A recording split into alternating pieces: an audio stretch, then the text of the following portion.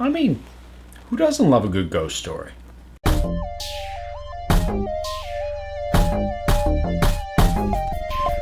Continuing with my overdue reviews for Doctor Who Modern Era that I don't have videos up for, let's get to episode 3 of series 1, The Unquiet Dead, our first historically set episode. And this was one that I was definitely overdue to give a revisit to, because I think I've probably only seen it twice. I don't remember the last time I've seen it. This is one that I tend to skip on rewatches. I don't hate it. I've never hated it, but I remember always finding it a bit dull. I find most of the historical set ones, especially ones that feature a famous historical figure, to be a bit dull. And I am glad I rewatched it, because it's...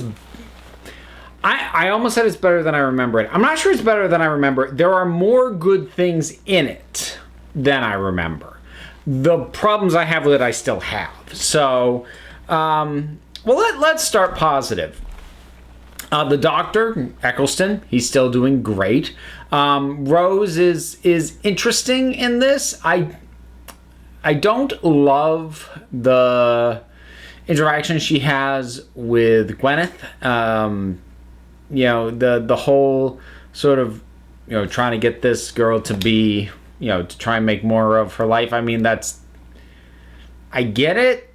I get her instinct to do that, but at the same time, I'm like, you're imposing sensibilities that don't belong here. And I guess I could go for that more if the episode kind of addresses it a bit more, but it doesn't. I mean, we have Gwen kind of going like, no, you're being weird, and it's kind of just left at that. But I mean, Rose's performance chemistry with Capaldi Eccleston is still spot on. So that works great. The whole thing with Charles Dickens, I'm really of two minds of. Because on the one hand, I actually think the character is really well performed.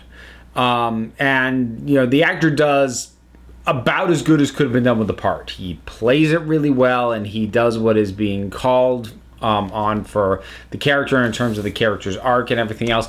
Does a really good job. But I still don't really love it. I think a big part of my inherent issue with the historical set episodes that feature a famous figure from history is it always comes across like the children's educational television version. They spout references to the things we will all recognize, and they're almost always the most obvious form that could be.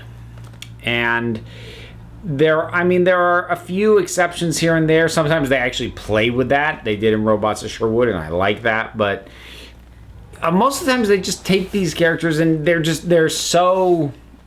I know it sounds weird to say they're too historically accurate, but that's not quite what I mean.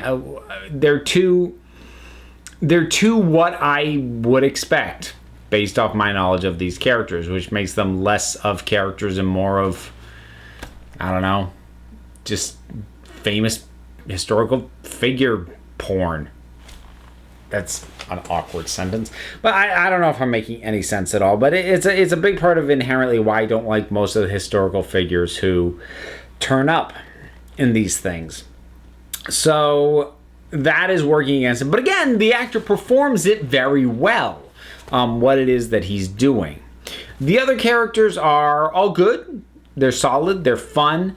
There's some of the humor that is kind of lost on me simply because I'm American. Like the jokes of, I'm going to die in Cardiff. Like, that has no meaning to me. I don't really know what the U.S. equivalent to Cardiff is. I don't know if it's like he's saying I'm going to die in Newark. I assume it's something like that, but because I have to think about it and make that connection, the joke misses its window to work. But that's not a fault with the joke or even the show. That's just, I'm American. I can only do so much to put my mindset into that of a UK viewer, because I'm not. So the whole thing with the ghosts and the Gelf. It's played off a lot better than my memory of it was. Because my memory was that it was very cheesy. And the effects are a little cheesy, but for when this aired, the effects were more than respectable. So I need to kind of go easy on that. But the whole thing with this gaseous form that it basically tricks the Doctor into helping them. What I like about it, actually, pretty much everything I like about this comes down to Eccleston, because when they invoke the name of the Time War, you can see the impact that has on him, and it makes his choices make a lot more sense, because he feels a certain degree of responsibility for what has happened to this race. And so that's kind of getting him to overlook some of things that should be warning signs. He's kind of bypassing them. And it makes sense, given everything that's going on. So that works actually quite well. And Eccleston has a number of really good moments, and some of the moments that make him seem a little bit more alien, which I always appreciate with any Doctor. So like him saying, you know, well, yeah, they can use dead people's bodies, and Rose very taken aback, like, no, they can't. And the Doctor going, yeah, they can. Nobody else is using them. It's recycling. These people are dying. Yeah, they can. So... it makes total sense, because he wouldn't have the sentimentality around a dead body that a human would, and he doesn't, and he's going pragmatic on the thing, and all that works really quite well. Eventually, as the whole thing plays out, you know, it's okay. There's a moment that, like, even first time watching it, I was like, wait, what? Which is when they think they're going to die, and the Doctor holds Rose's hand and he goes, I'm glad I met you, Rose Tyler. I think it's just too soon to pull that. I think that line would have worked fine. You know what? Episode 6. Halfway through the series, roughly. That line would have been perfect. Three episodes in? Only second trip he's taken with her. I'm really glad I met you. Like, in that, what, like, I mean, I know he's about to die and all that, but it just, I don't like it. They're overselling the speed and strength of this connection, and it makes me push against it, because I'm going, really? So, that moment bugged me at the time, still kind of does a little bit.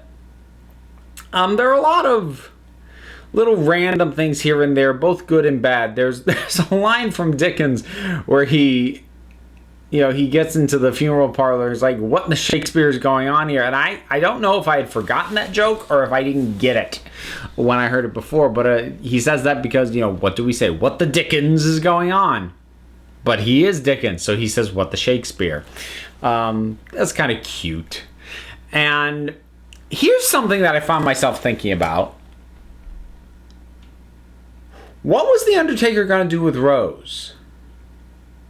Because he knocked her out, said she'd seen too much, and what exactly was he going to do?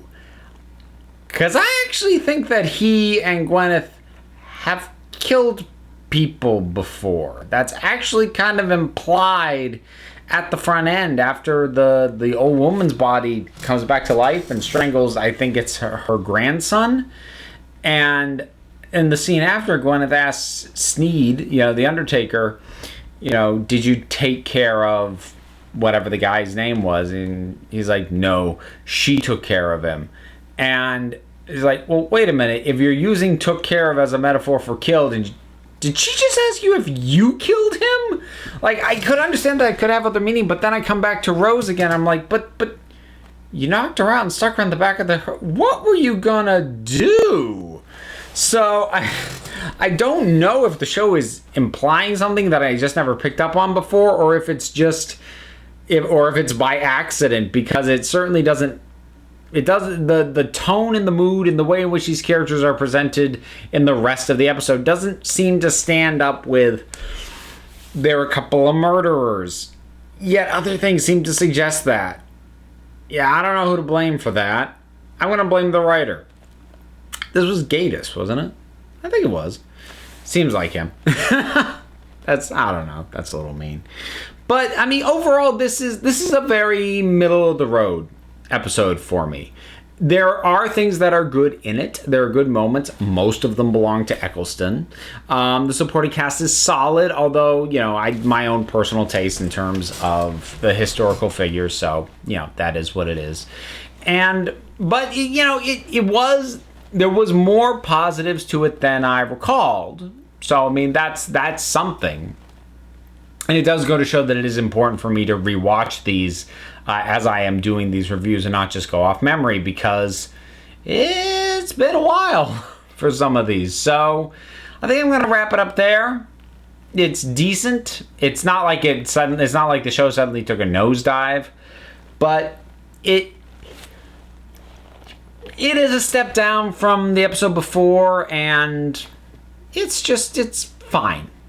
It's a fine episode, and I get why I usually skip it.